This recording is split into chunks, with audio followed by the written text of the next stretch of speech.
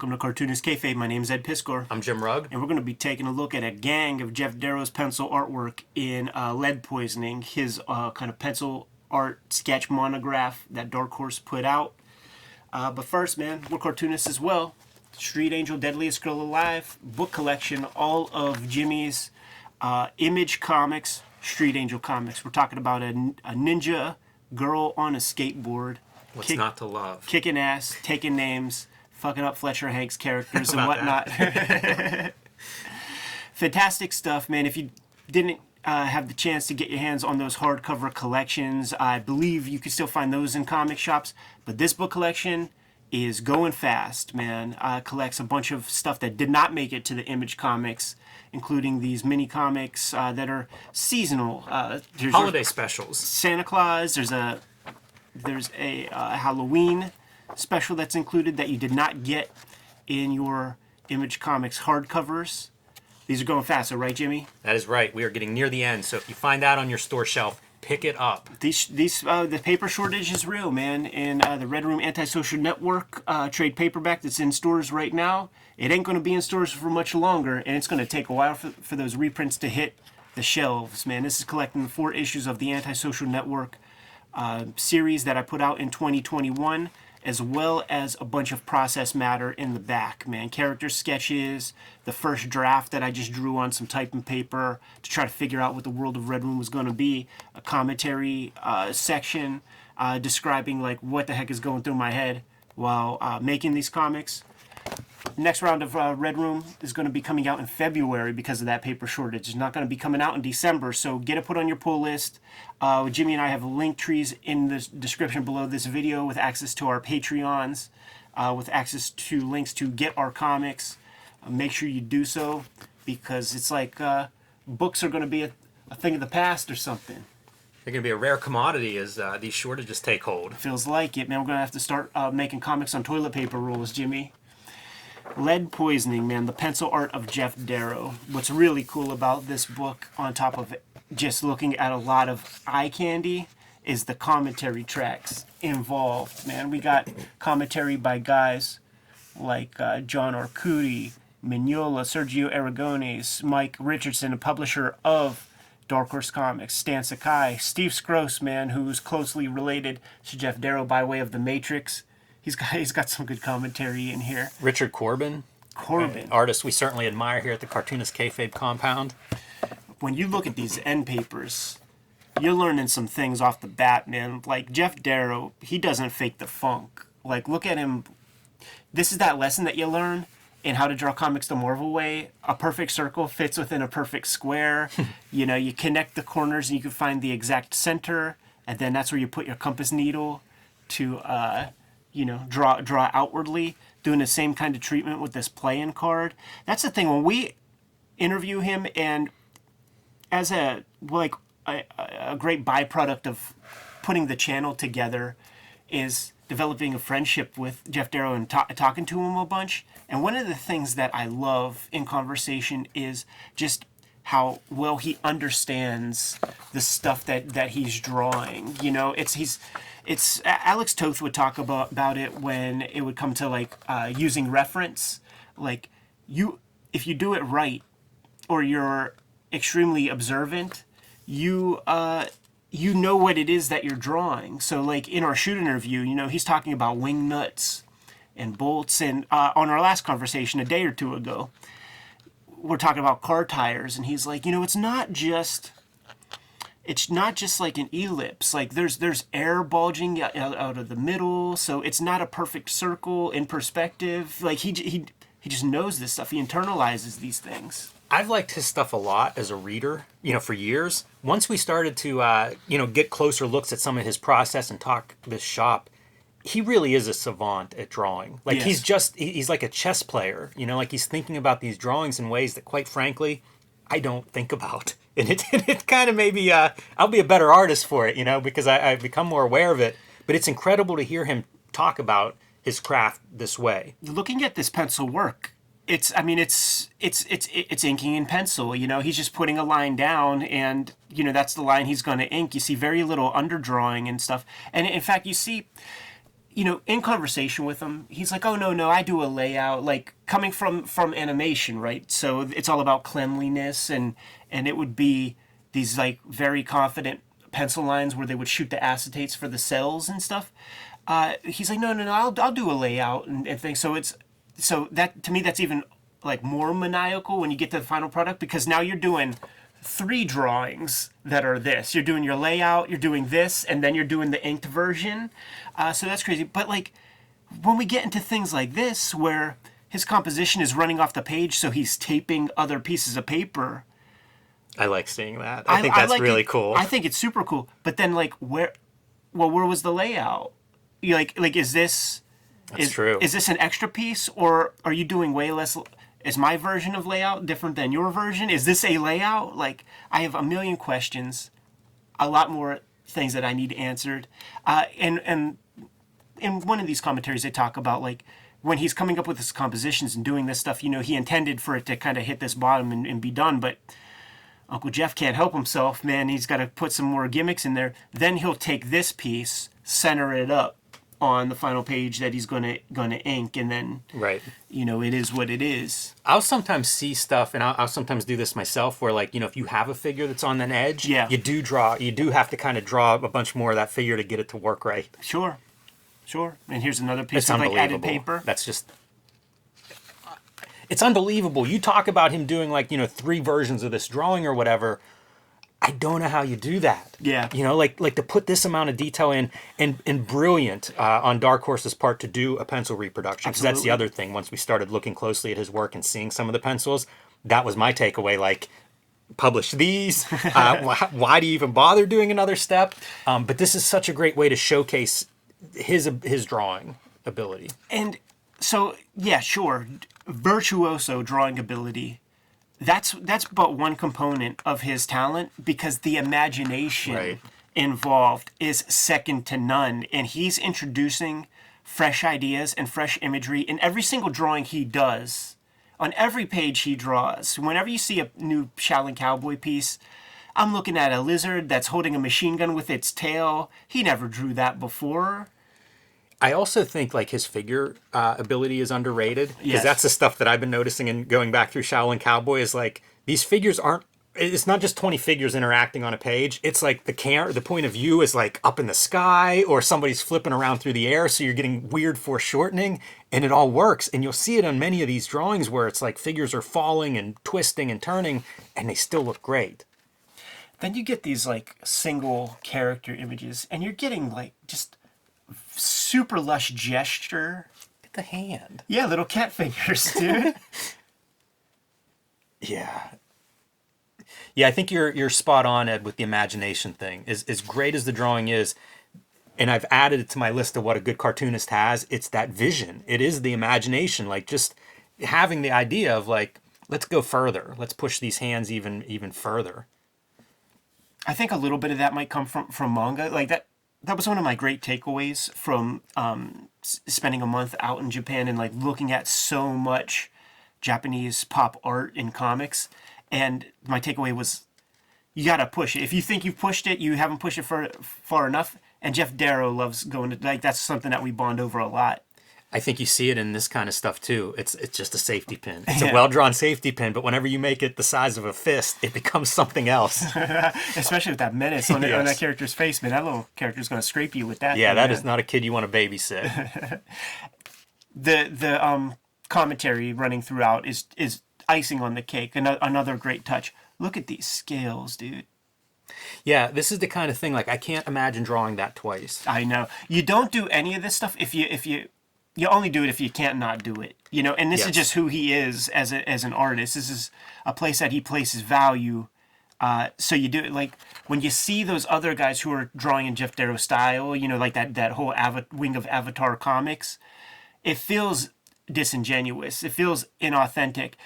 Somebody, and I never talked with Geof about this, and I never talked with the artist I'm going to mention, but I think a good example of somebody who might have some influence from Geof Darrow but took it into their own place, it's like a James Stokey, who for sure, who has the maniacal level of detail and craft, but has adopted his own style to like use it with. They use the same tools, I think, like micron pens to do their inking, and they put a lot in there. I thought you might say like a Steve McNiven, who's another guy who's become this like very ink line driven drawing kind of guy, stylistically different, but you can see the obsessive drawing. Yeah. It is an amazing thing, like we talk about this now and then, cartoonists come up. I think Jose Munoz is somebody we've recently described as they're drawers. Yeah. Like if you like drawing, like you just want to look at what they make. And sometimes it's hard to define that quality, but I mean, obviously it's not hard to define with Darrow. When I see this, I want to ask him, like, what is that? Yeah, interesting. Like, what are we seeing? What are you setting up for yourself? It's a good question. Because there's a lot of that where parts within a bigger piece are like squared off and framed, and I don't know, graphite all over the page.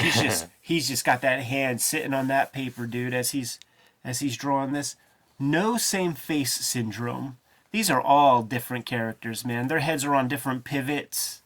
Nobody's straight up and down. Ditto with the bodies. Yeah, exactly. Like the figures, different weight on different legs, twisting a little bit here or there, leaning. Just minor differences. But that goes back to that drawer part. Yeah. And he came, like, spent time with Mobius. And he was saying stuff like, I saw Mobius put a photograph down and lightbox a photo, but turn it into a Mobius illustration. I've seen Mobius put a pen on a piece of paper and just draw ATV vehicles. And he said that he doesn't have a photographic memory. Yeah, right, he said. And then you'll see like these kinds of things whenever he's drawing something very realistic in the middle of his imaginary drawings, and it just grounds everything. And it's in correct perspective. Like, this is super hard. Drawing stuff on a table is not easy.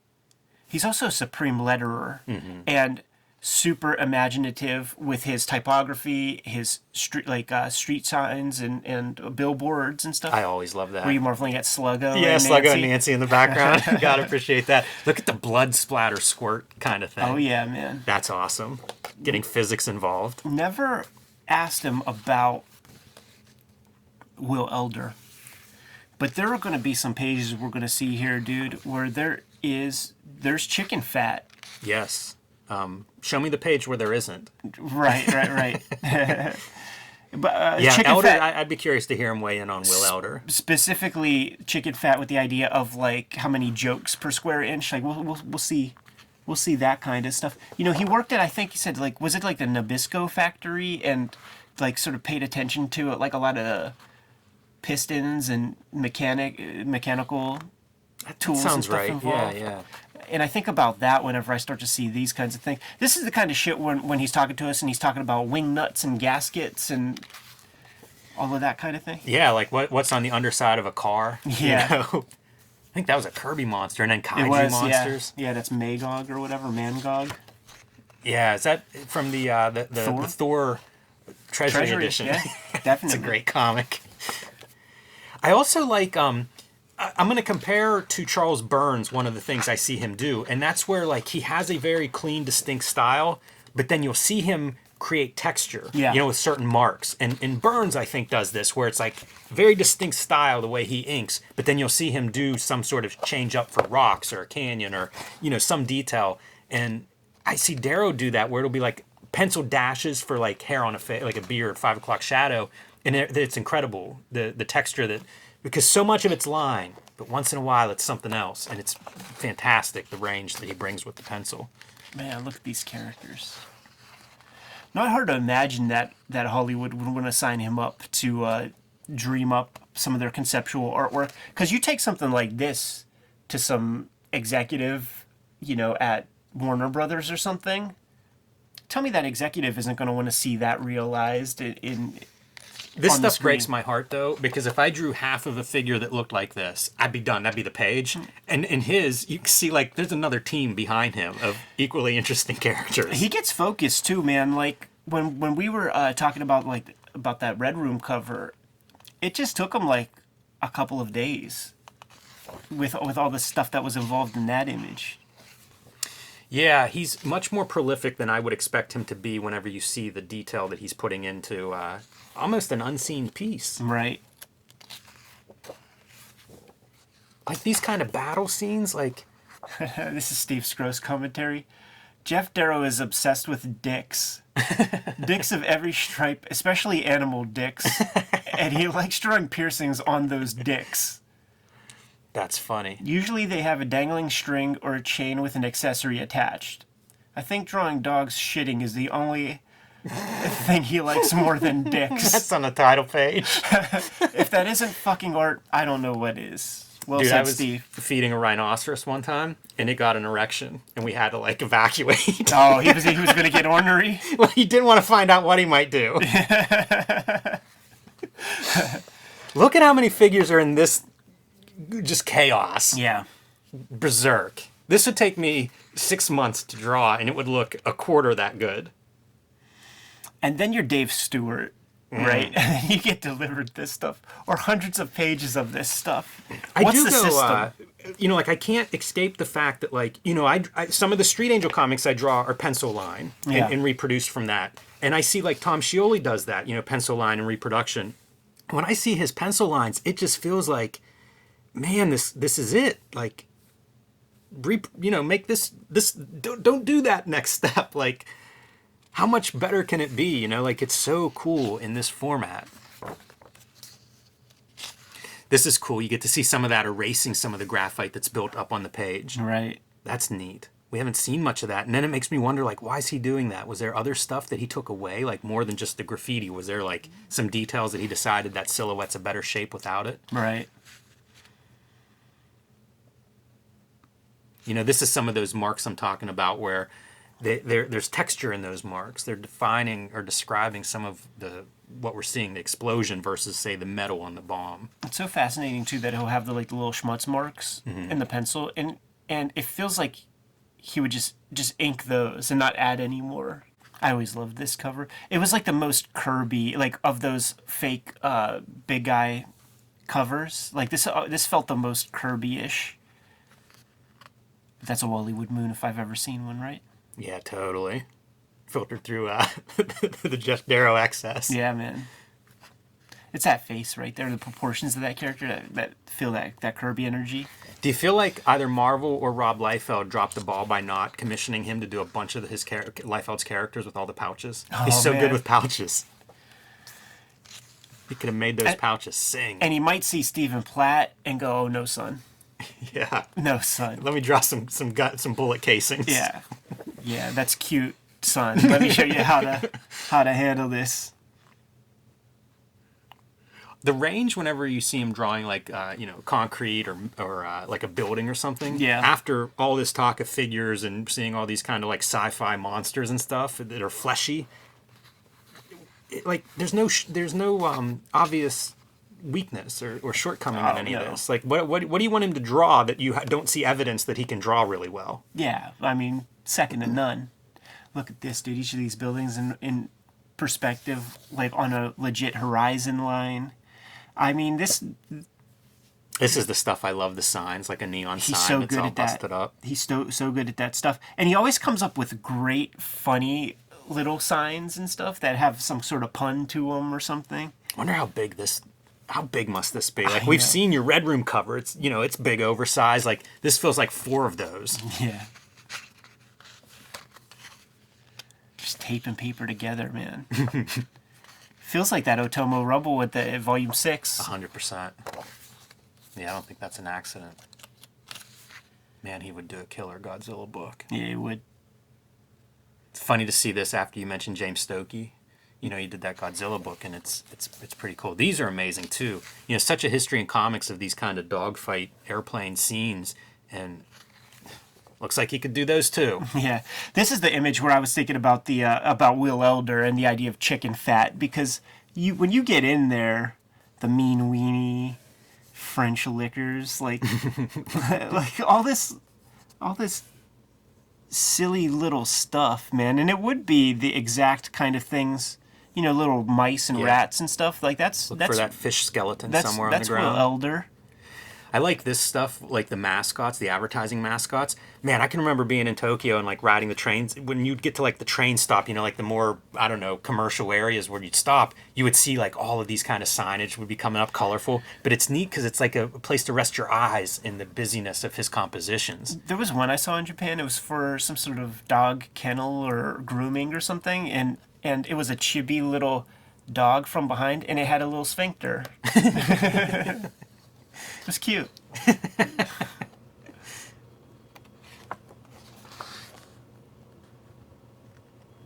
Guns are always spectacular. Yeah, I like that. Bourbon Threat, man. When is Bourbon Threat coming out? Been hearing about this since like 1989. It's been coming out, man. It's called Shaolin Cowboy. I would like to see a reprint of that, though. This is beautiful. Textures of the brick and like the chipping off, you know, that concrete plaster surface. Yeah. Wow.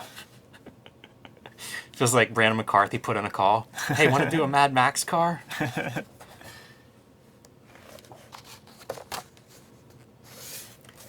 I wonder what all of this stuff is for. Some of it has to be for things, right? Like, it can't just be him amusing himself. That's a funny thing, right? Because I've not seen this work. Right, Like, yeah. I don't know where any... Like, I saw some hard-boiled pieces. I saw the Madman cover. I saw a couple of, like, less than 10 pieces that That's I've what I seen mean. Like, print. is this concept art for something that, you know, would be behind a, like a non-disclosure?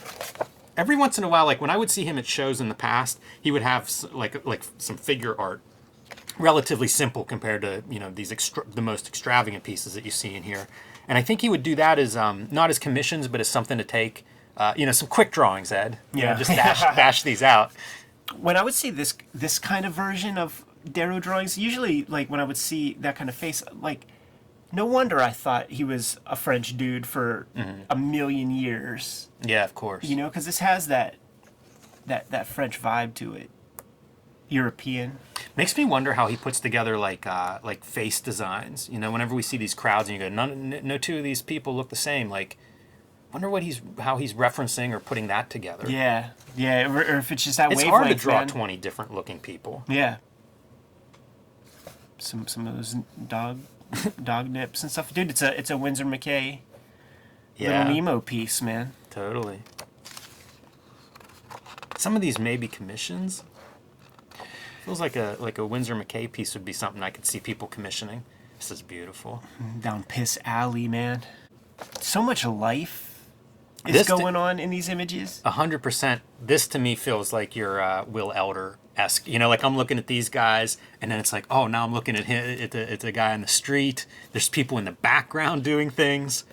Bottle in perspective. Like, any of this stuff that's laying there could fuck up your whole perspective if you have it floating in a weird way, man. But it all, like, he just knows what to do. All that cigarette butts and bottles and stuff on the ground are amazing. And I often try to draw that stuff with Street Angel because, you know, it's a rundown part of town. Much harder than you think. Oh, yeah. Because also, like, as a composer of images, it's hard to be chaotic. Like, there starts to become an order to the things you're laying, and you could see so many, like, underground comics where, like, all these, like, perfectly spaced apart objects, and it becomes, like, a perfect white noise. Chris Ware can't do chaos.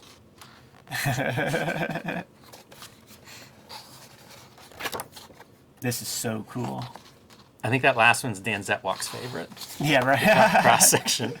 It's a good snake. That's awesome. Look at our guy. Man, that's cool looking. Stacked up, dude. That's a little bit of that plat, like, you call that hardware? Right. And then, you know, put a candy bar in there for fun. Hey, he might be out for a long day, blood sugar gets low. It's a little hypoglycemia. That's incredible. Like, all the whole shoulder holes. Like, everything has it's rigged up Yes. to work. Yeah, the fabric is recognizable, like the seams and where all the cut and sew is happening. You know, this is like thick thread that has to be cut through leather. These are pretty. You know, just as like compositions, relatively simple. Yeah. Again, as like standalone drawings, they just work. It's just mind blown. Good Lord. I love these kinds of images with the cowboy because it really is like it's like Mr. Magoo or something. Like he's just living his life, doing his thing, man. Not worried at all about any impending threats.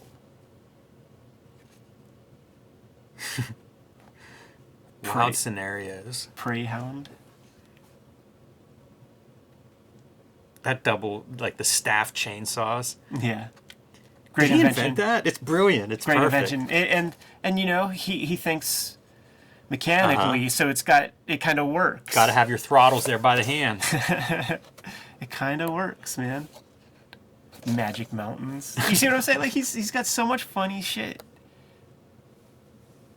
This image I think I've seen. Yeah. This is one that's been run somewhere. Yeah, it's like a cover or something to one of those latest Shaolins. It's so weird to see the bird and flower. I was given the double look of that, of like, what's going on? Does he have like a cyborg eye or? Right. You know what would be cool though, man, is if we had our very own pencils to actually look at, because you know that these are truncated. You know that this is shrunken down, reduced 50, 60, 75%. Funny you should ask, Ed. Never leave home without your Geof Darrow pencils, right? Wow. Look at this thing. Once again, like, you know, you see these pencils up close and they're revelatory. It's like, I think he's a good inker, but do you need ink?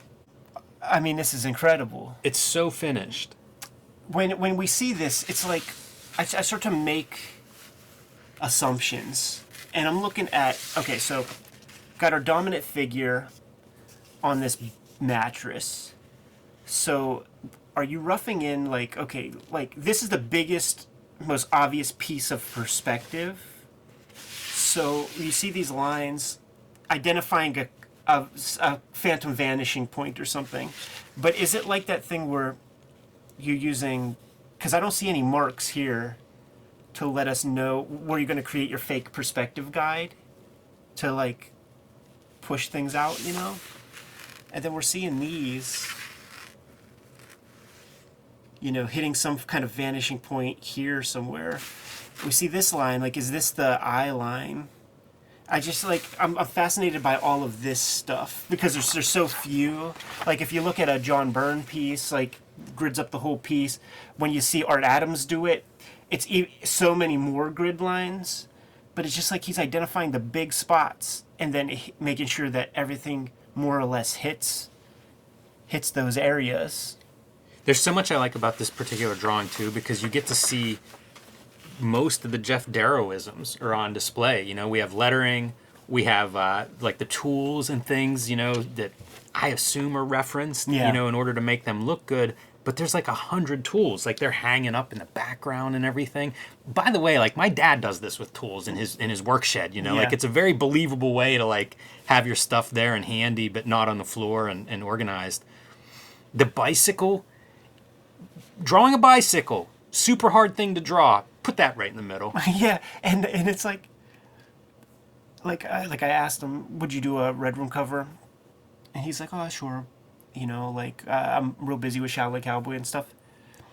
I would have taken, like, a cool character, like you know how some of that Shaolin Cowboy stuff we were looking at where he's standing on you know, the top of a mountain or something, and there's, like, a lot of negative space?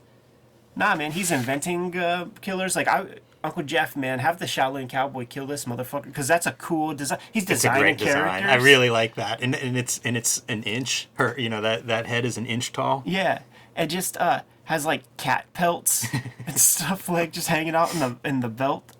Count the chihuahuas in this motherfucker.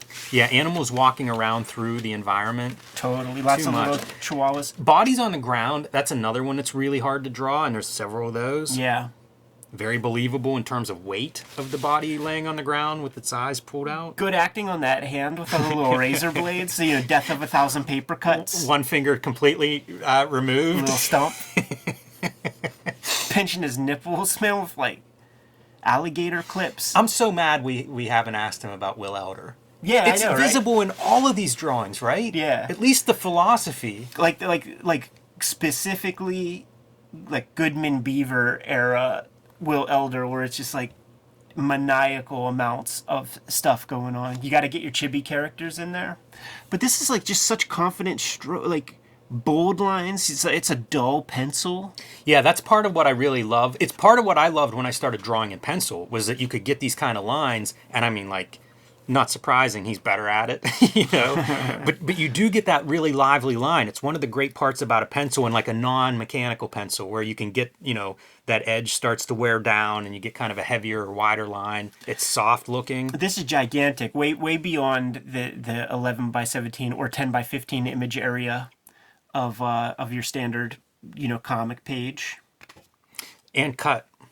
Because you can see this, the Strathmore imprint there in the corner, and you can see it's been cut down to size. I used to cut all my paper myself. Strathmore 500 usually gets the stamp, but it's weird. Like, if this was a small piece, it would feel thicker, or so, like at its giant size, it feels thinner, almost like bond paper. Unbelievable. Yeah. We are lucky to be able to study this stuff. You know, like having this book, I mean, it's such a luxury to actually get to see sort of his underdrawing and what goes into his actual putting together an image. And another luxury is flossing and flexing off some super cool Geof Darrow originals, man. Yeah, it's unbelievable. I had this on my drawing table for a while. Had to move it. I'm curious stare about at it every day. What's your wife think about It's like this, when you man? can't, you know, like you can't pee in front of a bunch of people or whatever. It's like I can't keep drawing and looking at this. When you were unrolling this thing, man, was your wife in the house? Did she have any reaction to this? She wasn't thrilled when I told her my plans to frame it and hang it in our living room. She'll come around. Yeah, she has a good eye. Hey, man, it has like very cute little animals in it. She's a cat person. That's right. This jazzes me up to get back to the table, Jimmy. You ready to get out? Yes. Kayfabers, like, follow, subscribe to the YouTube channel. Hit the bell. We'll notify you when new vids are available. What's out there, man? Join me on patreon.com/JimRugg, where you can download a dozen of my out-of-print zines and mini comics. You can see a bunch of my original art, pencils, and process of how I make comics. I make like Street Angel, Deadly Squirrel Live, Plain Jane's, Octobriana, and more. That's at patreon.com/JimRugg. Red Room, the Antisocial Network book collection in stores now. It's not going to be in stores for long, man. So if you see it, scoop it up. Can't take for granted it's going to be on the racks much longer. Paper shortages at print facilities, all of that. In fact, Red Room Trigger Warnings issue number 1. It has been delayed 6 weeks because of that paper shortage. It's going to be coming out in February. Gives you plenty of time to get that put on your pull list. I like the idea of these comics selling out on day 1. I bet that's probably what's going to happen with 6 extra weeks of months of extra promotion, really.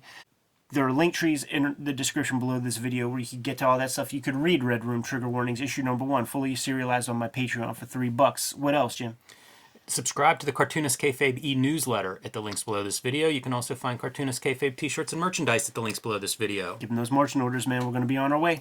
Make more comics.